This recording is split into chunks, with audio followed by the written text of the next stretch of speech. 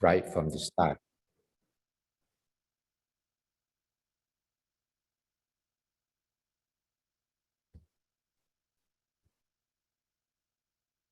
The mind travels faster than the speed of light. The mind travels faster than the speed of light. The light travel from the sun to the earth take 8 minutes something. But our mind is faster than that. If we travel with that speed, if we travel from this kind of room to that kind of room with the speed of light, we spend only 0 seconds to travel that.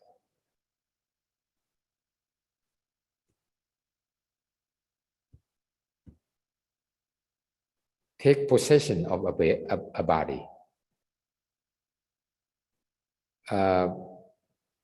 When did the mind take possession of our body?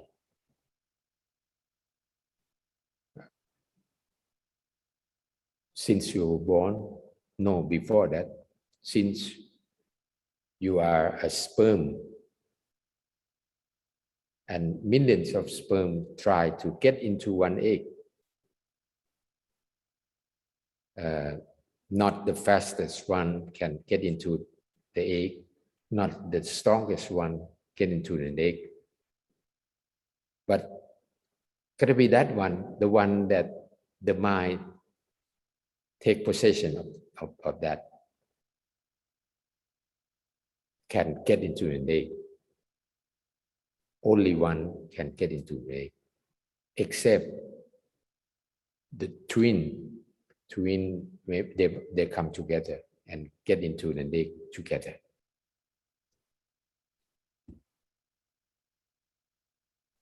Be wherever the thoughts are. So whatever you think of, your mind is there. You think of someone, your mind is there. You think of your hometown, your mind is there. You think of Jupiter, your mind is there. You think of Mars, your mind is there. So wherever your thoughts are, your mind is there. And the mind travels faster than the speed of light. It's easy from somewhere to somewhere in the universe.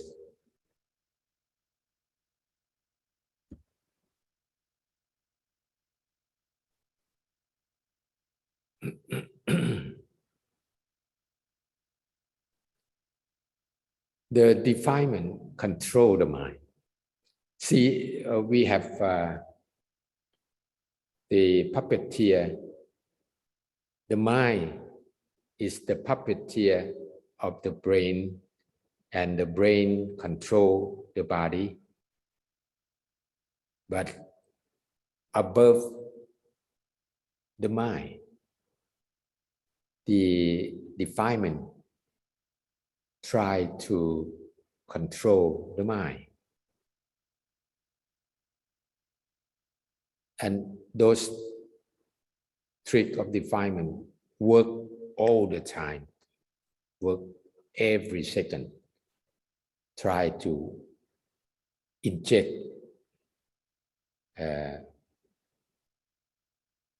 into the mind,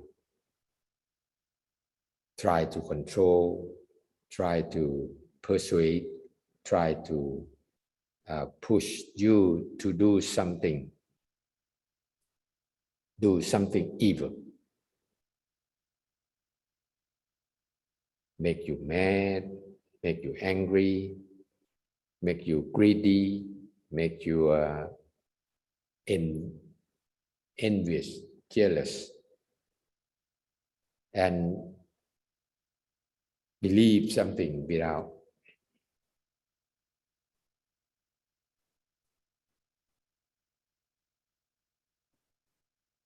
proving.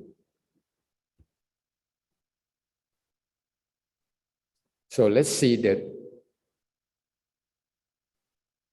real enemy of your mind is defilement. Defilement have three categories. The first category is greed and lust.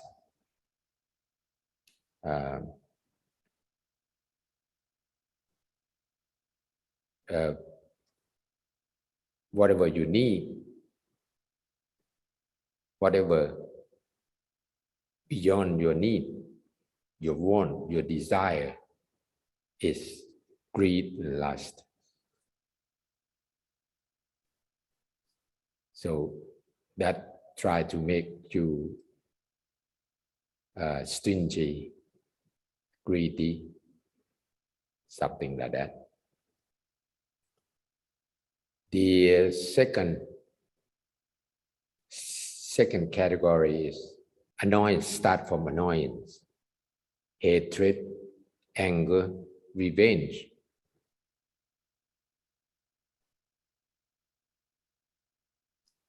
That's,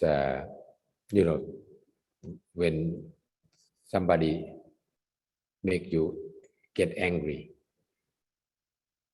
those defilement will make you angry, you get angry.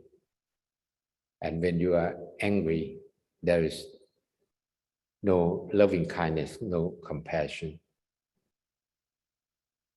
Pull you down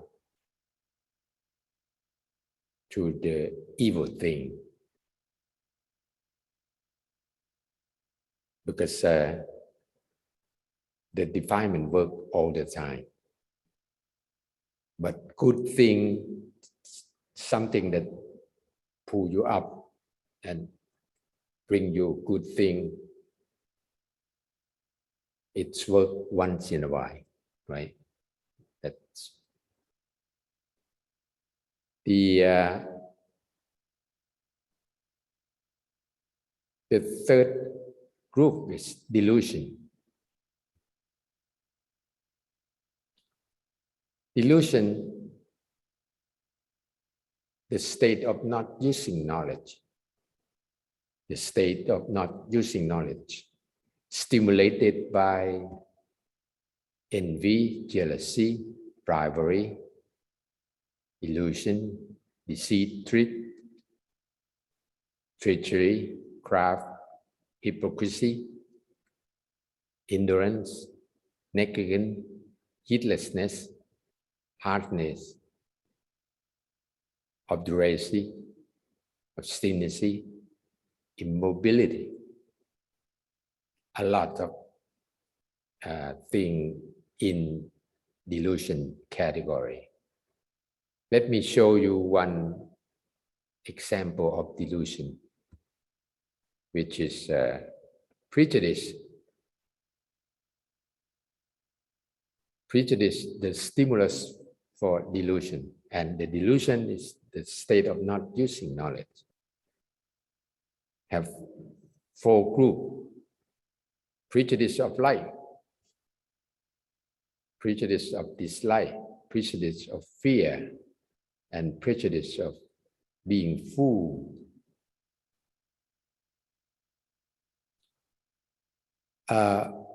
When you're looking for a new car, let's say, you go shopping around this brand, brand A, brand B, brand C.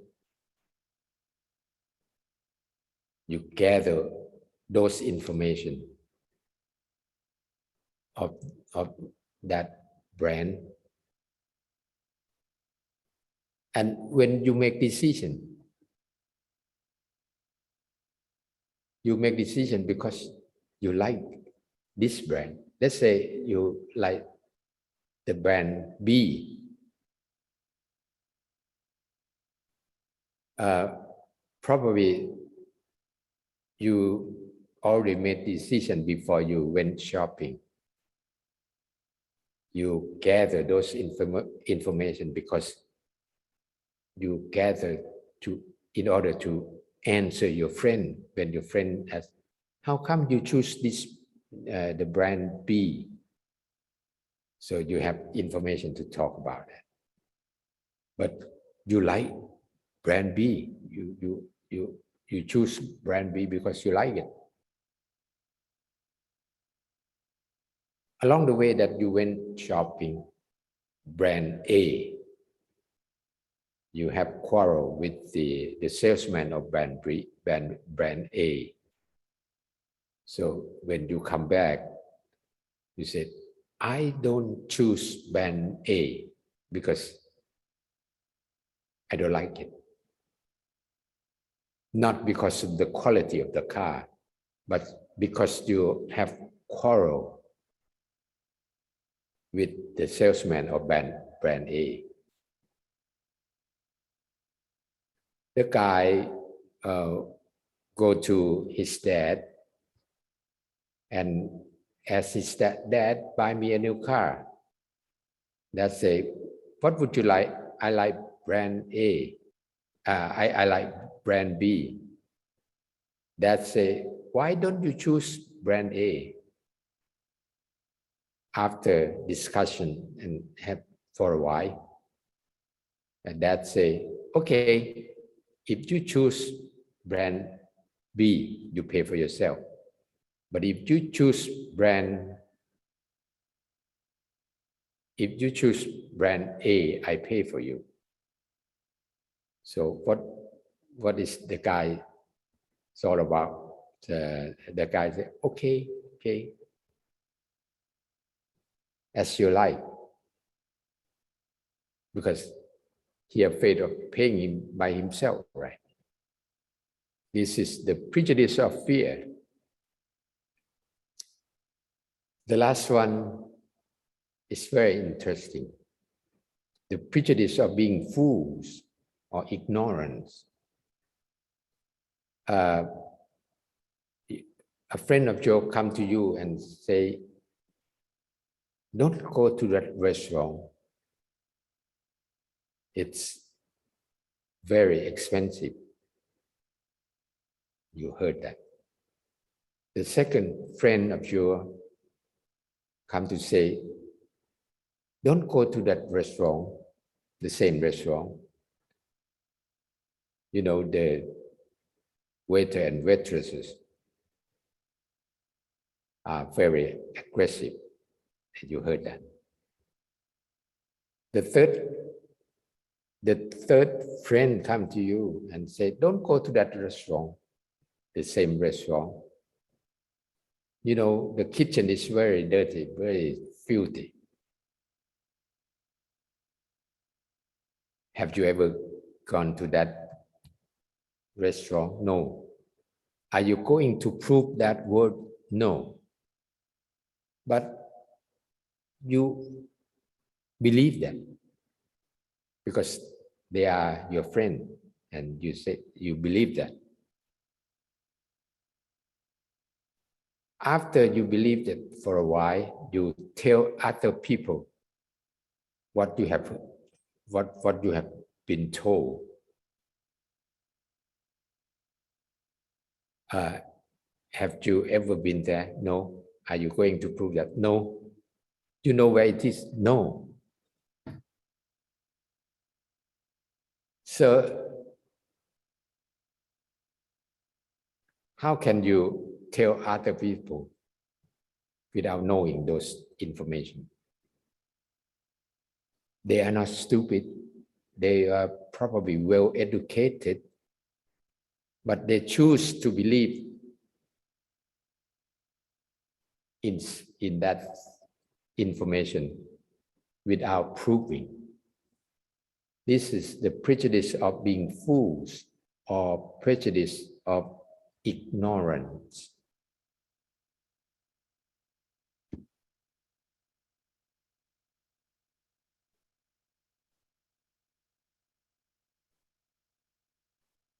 So now we know that the defilement control the mind control the brain control the body. What should we do if we know all these things, just remove the distracting thoughts, because the evil or defilement try to inject thoughts to create thoughts. So eliminate that thought. Get rid of those defilement by eliminate those thoughts, and use your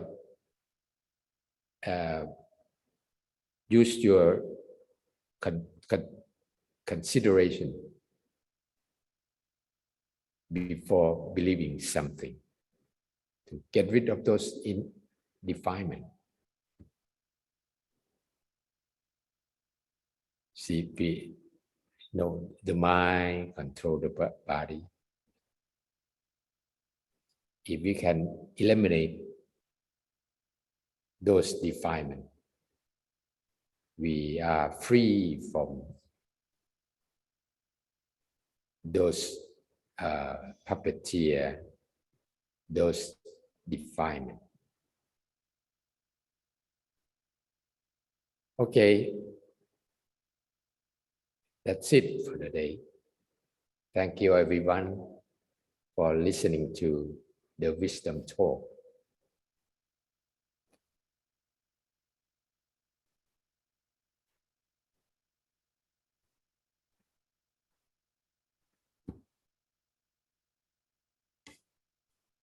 Thank you, everyone. Thank you, Monk Chayanon. Let's see if there are any comments or thoughts or questions. See if anybody has anything to say. Any question?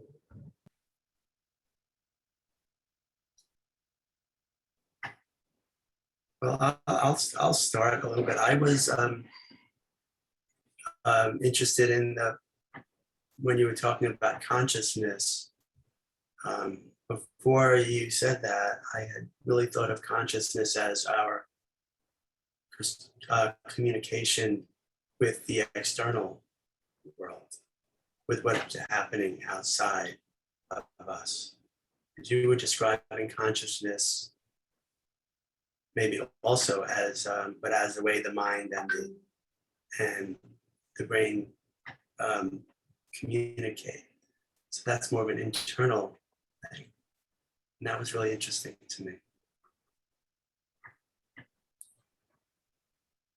So the consciousness is working like a internet or Wi-Fi. If I compare the internet or Wi-Fi, the consciousness, so it links between the mind and the brain to control the body through the brain.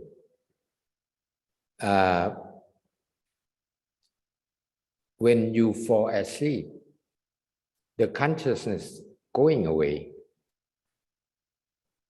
That's why you have dream while you falling asleep, and while you are waking up, just the short moment that you falling asleep and waking up.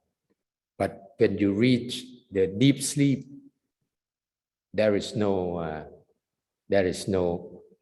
consciousness, and there is no information link between your brain and your mind. But your mind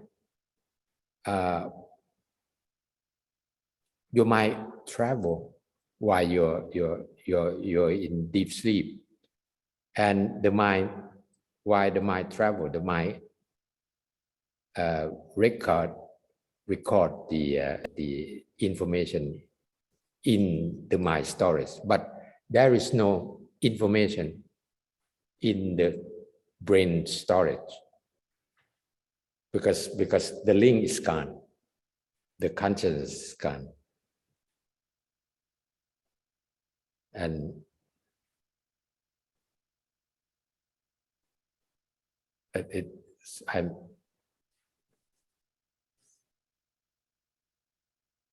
it's what your question is.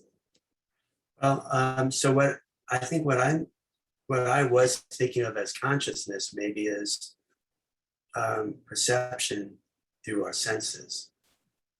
So maybe it's perception is what I was mixing up with consciousness. The perception, the perception is in the mind's level. The consciousness carry information from your brain to the mind. And the information in your mind storage, whatever you see, whatever you hear, whatever you smell, whatever you taste, whatever you feel of touching, it's kind of like a, if I compare, it's kind of like a digital signal that there is no images, there is no the song, there is no smell, the particular smell in the brain. But when you taste something or you smell something, those information will send to the mind, and the mind will retrieve from the mind's storage and recognition of that smell will be at the mind's level. And the mind, if it's awful, the mind will send to the brain. The brain says, hey, throw it up, or something like that. The brain will take order from the mind. So what I'm understanding is like the perception is what we know, and when we smell something and then we perceive that that's the smell of strawberries, that's perception, but the communication is the awareness of the smell, and that's like the signal, because the smell can be there, and if we're not conscious, we don't receive it, or we don't know what it is. If it's not conscious, while you are in the deep sleep, right? The consciousness is gone. The link between the brain and the mind is gone. And that's why we don't have the dream recorded in the brain, because the link, the link between the brain and the mind is gone. So it's only recorded in the brain, in the mind. And the sense, the perception from smell, from image, from sound, from taste, or even feeling of touching, there is no in the mind also. It's only from thought, your thought you retrieve from the memory of the mind. We have 6 senses, right? Those 5 has no link between them.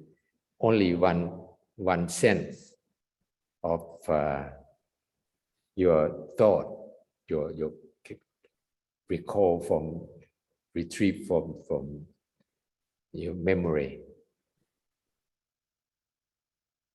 So the dream is just like that. It is mostly come from your thought. Right. I see. Okay. Thank you. Marilyn, Marilyn?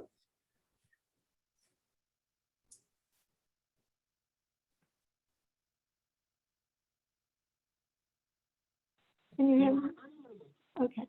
I said, Yes. thank you for that fascinating talk. And I wanted to talk about a couple of things dealing with the defilements.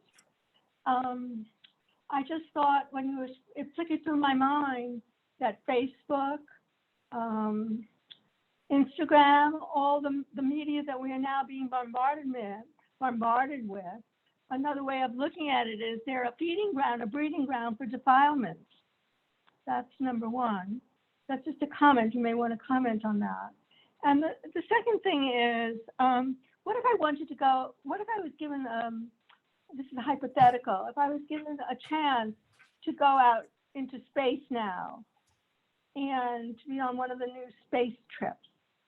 And I'm trying to make a decision. And I could say I like or I dislike certain things, you know, I have fear. And then comes to the last one about fools and foolishness and taking advice from others who hadn't experienced it. And also taking advice from, let's say, the 4 or 5 people, human beings that have experienced it. And, or the 8, whatever it is. How can one make a decision there? Is there going to be anybody wise to help me to make that decision? Or surgery, a new surgery. Let's take that. Let's say I have a life-threatening condition, life-threatening, and a new surgery has come up, and it's not completely, you know, there's not enough evidence in yet, really, to make a definitive statement about it. How then do I make a decision that's without defilement? These are just some possibilities with that comment too. Yes. How the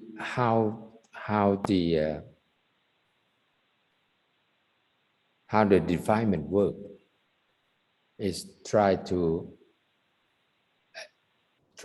inject the thought to your mind, and most of them will be the evil thoughts.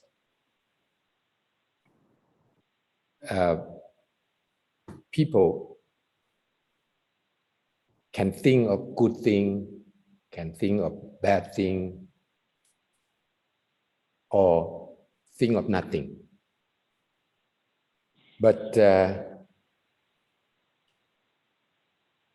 good thing, no one to push you think of good thing except your habit or your knowledge that you accumulate for yourself.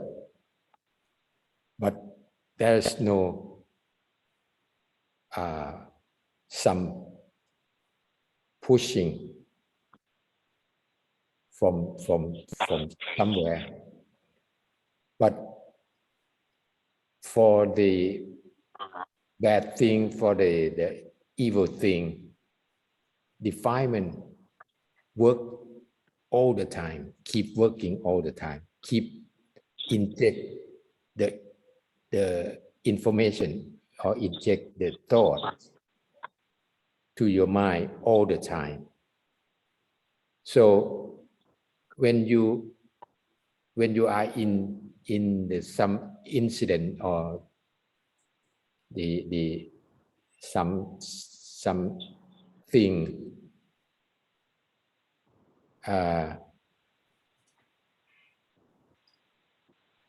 the chance that you think of good thing is less than the chance that you think of bad thing. Because the defilement work all the time, keep injecting the idea all the time. So, okay, if you are a good man, you're a good guy, you can fight with those bad things from defilement. But if you are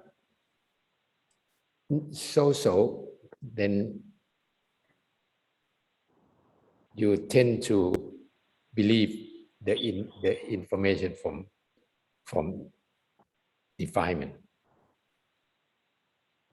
because they try to inject in the idea those thoughts to you all the time.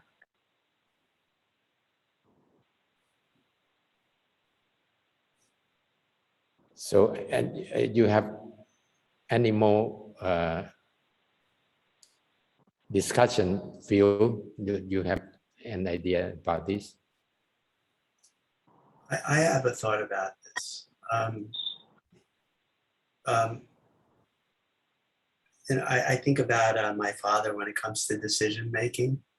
He was very logical, or at least he attempted to be. And he would say the thing about how, when you have a decision to make, you have so much information. Sometimes you have more, and sometimes you have less. When you reach the point where you have to make the decision, sometimes you don't have the complete information. So let's say, with the example of surgery for some experimental or new surgery, then I suppose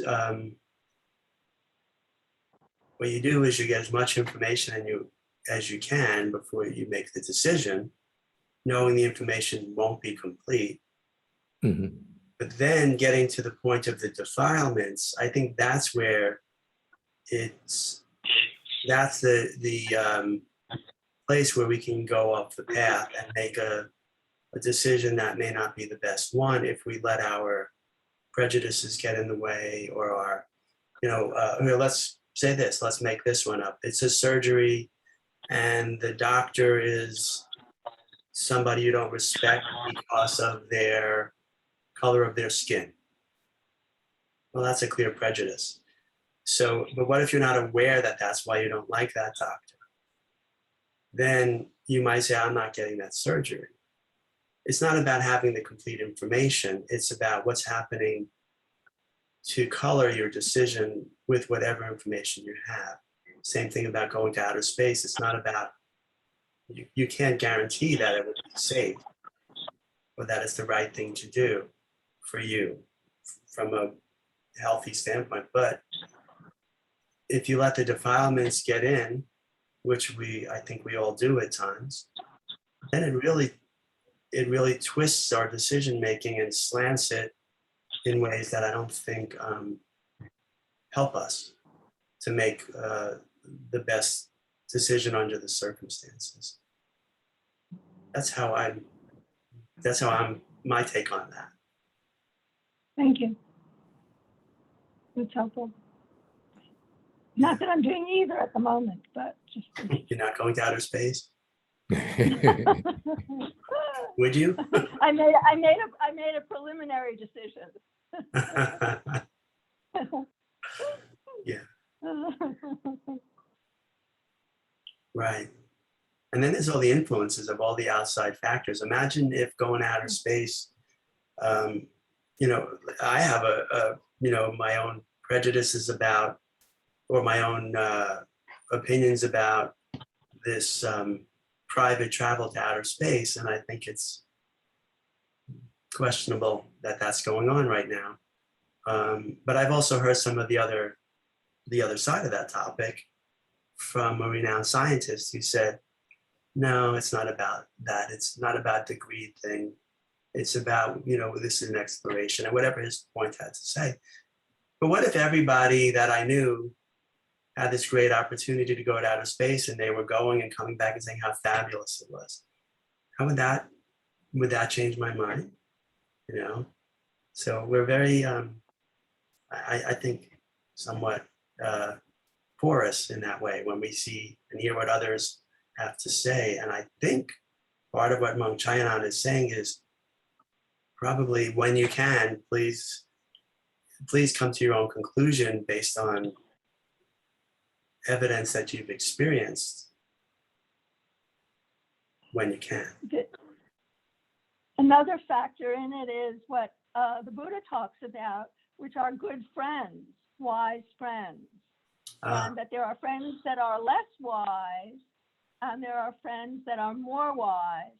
And in the same way, there are, in quotes, experts that may be more wise than other experts that are more obviously less wise. It's the gray area where you're not an expert in an area. I can't go to outer space like I could go to the restaurant and check it out for myself. So it's just really fascinating when we get to those places. But it was really helpful what you said, Phil, what your dad said. So it's just fun to think about. Actually, it's fun to think about. Sometimes our discussions, we don't use the word fun, but this is kind of fun to think about in some ways, like how far we can go in these areas and play with it a bit. Yeah, I agree. Madonna, oh, your microphone, please. turn on your mic. Yes, thank you for your brilliant presentation. It was so thought-provoking. And I have a question that may or may not be related. I was thinking about dementia recently. And we said that the mind is not communicating in deep sleep. So we could say the mind is at rest during sleep, during the deep sleep. And there is a correlation, it is said, between dementia and lack of sleep. So I was wondering if the fact that one is not sleeping means that the mind is overworked in a way. Mm-hmm. And so does that lead to dementia? It's just a thought that I had as you were talking about the mind resting and communicating versus not communicating, and what effects could that have on the mind? In fact, the mind work all the time. The mind never sleep. Only our brain and our body sleep. The mind work all the time. While we sleep, while we get in the deep sleep, the mind still wandering somewhere, recall information from our memory and think it over. That's make our dream. Why our brain had stop thinking about that, stop, like, I don't want to say stop working, but you know, the brain is like I compare to the computer. The brain is like an operating system, like a Windows or the Mac OS, Android. The operating system control hardware of the computer. So we have computer with installed the operating system. It just make the computer ready to work. It wait for application to run on the computer. Those application is some kind of, I compare to the demand command from the brain to command from the mind to the brain, to the operating system, let it work. It's something like that. And it's now we have cloud. We have cloud. It's easy to understand those things. The cloud is, if the mind is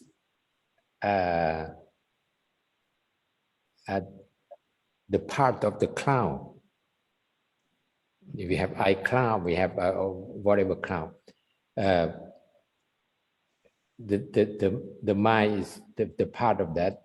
So whatever the cloud work all the time, because all information in the cloud storage, in the cloud, it's been sent to the cloud, and automatic program is sent to the cloud, and the cloud retrieve information from the cloud and work at the cloud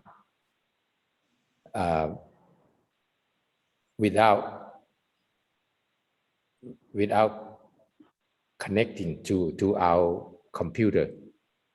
We turn off our computer, but the processing in the cloud still running.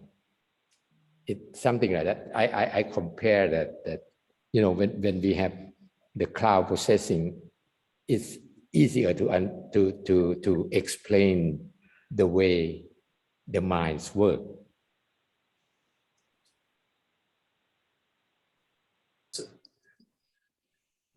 Go ahead, Marilyn. Thank you. I just want to go, I sent a note to Madonna in the chat box, but so I would just elaborate on that. It may be that dreaming, I think Madonna may be on something very interesting, and that maybe when the brain is not, when the mind, when consciousness is not connected at night to when we're sleeping, our brain is working, but it's not connected to consciousness, and we're dreaming, which is a form of perhaps work, then it may be a different, entirely different kind of work, which relaxes the mind because it's more playful. And so I wonder about that. I mean, we have nightmares too, but in general, as a thought, that it might not exhaust the mind in the same way that, so therefore, if our dream life is interrupted, it may be that replenishment that allows us to then, work at full mental tilt during the day and not relapse, not go into a dementia or something like that. So I don't know if I'm making any sense, but it's a supposition, which incorporates what Madonna's saying. Anybody has any comments on that? It's really fascinating. I read some example, right? Somebody say, "Oh, I have Restored. I have dream," because when you realize that you dream, only a couple moments that you falling asleep, and a couple moments you waking up. But when you reach the deep sleep, there is no dream, because the communication between the brain and the mind is gone. Somebody say, "Oh, I have the whole dream," like a story, the whole story of dream. It's probably you had those people who have insomnia and you cannot sleep. You hardly get to the deep sleep, and you wake up and fall asleep and wake up all night. So you have a lot of dream, and you put those piece of dream together and say, "Oh, I have the whole dream." Not the whole dream. it just the one a little bit of here, a little bit of there, and you put it together.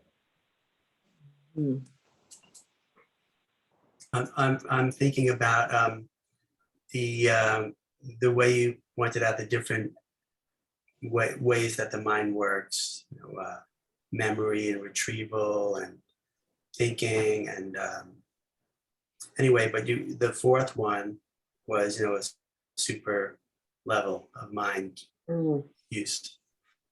And I would assume that that's the level that, you reach at, deep meditation after much practice. So in a way, is that almost like the opposite of when we are sleeping in that deep sleep and we have no consciousness? We might be, and they might be similar because maybe they're both in such a peaceful state, I suppose. But is that the opposite of that unconsciousness? Is that super deep use of mind where it would be so conscious, so aware? Does that make sense? And are those levels of that, are you talking about the jhanas? The jhanas? What are the jhanas? The jhanas are different levels of meditation that people can reach in practice. Maybe that's too much of a question at the end of the session. Okay. Madonna, go ahead. Yeah, I was just playing with this whole idea now. So I was, after you spoke, Phil, I was thinking about, I wonder, it would be very interesting research to see if meditation helps to prevent dementia because you're on another level. Just a thought. Yeah. I'm going to guess it does, just because you're stimulating your mind. There's I don't know if there's science about dementia and meditation, but obviously there is a lot of science about brain improvement from meditation.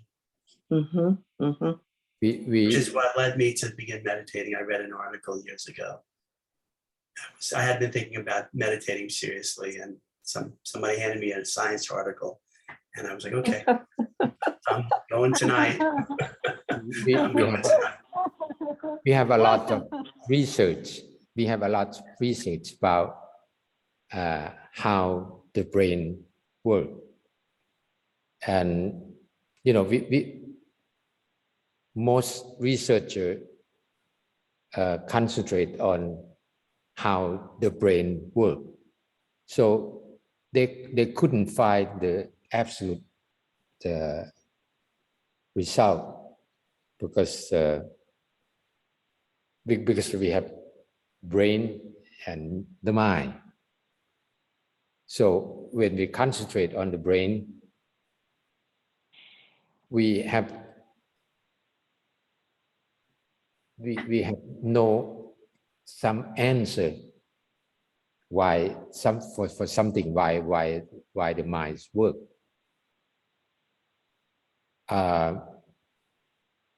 And meditation, talking about meditation, we have a lot of level of meditation. The lower level, it's a lot of disturbed from defilement and the bad experience in that the mind recall why your mind getting still. When you practice meditation, you try to still your mind. When your mind getting still, your mind subtle, your mind getting profound, and that lets the some recall from the memory to pop up the thought and bothering us. That's why the stepping stone of meditation, we should have give without expecting anything in return. Mm. We should have the forgive to forget those bad information, and we observe precept to control our practice, to control our life. And then if we can do those three things when we practice meditation, when our mind getting still, it less those less defilement to pop up and bothering you. Thank you. So thank you so much นะคะ So, new page. Need you want to Thank you so much ค่ะกับอนุโมทนาบุญหลวงพี่ชยานนท์นะคะ Thank So you. thank you ค่ะ very valuable knowledge that we learned today and we are very happy to have หลวงพี่ชยานนท์ with us. So before we end today, feel you I will เดี๋ยวนะคะมารีบ So I've been asked to make an announcement about an upcoming 7 days of teaching that Monk Parin is leading, beginning October 11th. Oh, am I not me? Can you hear me? Yeah, you can. Okay, so beginning October 11th, yeah. Monk Parin is beginning a 7-day series at 8 a.m. to 9 a.m. New York time. It's first time ever Monk Parin will elaborate on his decades of experiences teaching Buddhist wisdom to top business executives around the world, including the historical session that he had with more than 100 business leaders at Harvard University Business School in January of 2020. So if you're interested, make sure to join the event. It's 8 a.m. starting Monday for 7 mornings in a row, 8 a.m. New York time. It will be presented in English and translated into 5 languages: Spanish, Arabic, Cantonese, Vietnamese, and Thai. And it will be available on Zoom, Facebook, and YouTube. If you participate and watch live or watch reruns for the 7 consecutive days, you will be able to complete the wisdom feedback form, and then you'll be eligible for a certificate of recognition by Middle Way Meditation Institute. So there's a registration for it, and we could put the registration in the chat box if it's not already there. So here's the link for the registration. Let's put it in right now.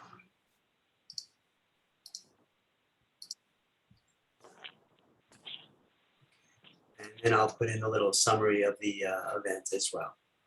So hope you can make it. And even if you can only make it for some, that's fine. Please join in. I think it's going to be very valuable and useful and probably very wonderful. So that's that. Back to you, Lee. Yeah, it seems like you will like the sitting in the Harvard Business School, you know, like last year that Mang Borin go and teach at the Harvard University 2020 in this room. Yeah, so he will brief us the middle way leadership. So it seems like we are in the classroom like this. And we will get the certificate too. After you register, you join it every day and answer the question. Yeah. So it's like we will meet with all the friends around the world. Thailand, in Spain, there is an interpreter in many languages, Spain, and Arabic. Also our Arabic friend, Chinese, Mandarin, English. Yeah. Okay. So And like other sessions with MMI, there's no cost to this. You're always welcome to make donation to Ghana, but there's no cost to it, correct me? yeah, correct. You know, if we go to Harvard Business School, the cost is, as I know, is about 10,000 USD for only a short course, 7 days. Only that. I mean, last year that Mamburin go to teach, the student there, they have to pay for Harvard, not pay to Long Burin, but pay for the Harvard for the class.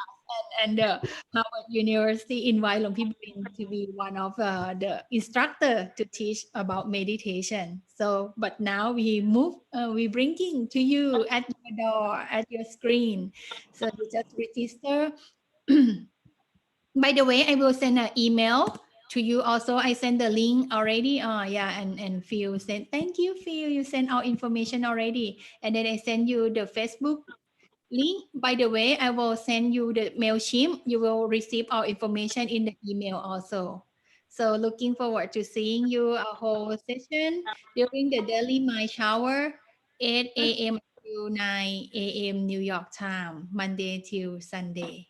But we still having the class, weekly wisdom pool next week. Next Saturday will be Mangburin too. He will teach with us. Yes.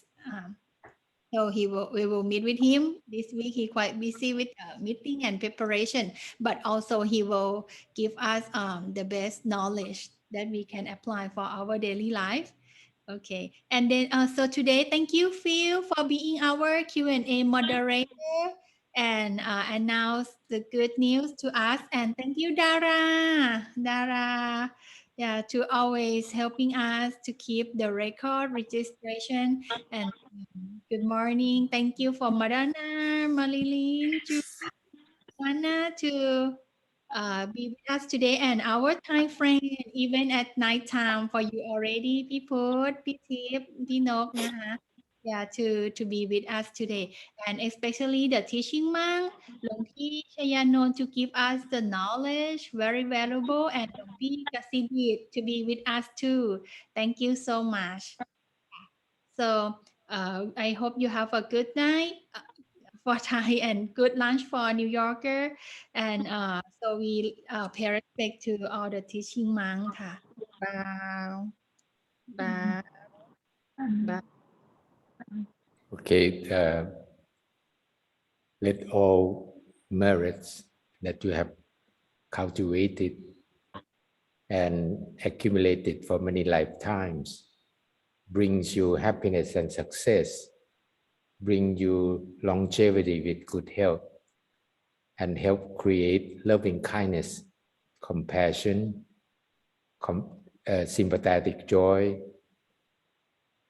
and throughout your whole life and the lifetime to come. Good day and good night, everybody. สาธุเจ้าค่ะกราบขอบพระคุณค่ะอนุโมทนาบุญค่ะ Okay, hope to see you again. Thank You be well, everybody. Thank you ค่ะ สาธุค่ะ Okay, thank you. ค่ะ โอเคบายบาย Okay, thank you everyone in the peace friend from around the world. And enjoy with your merit, Monk Chayanon.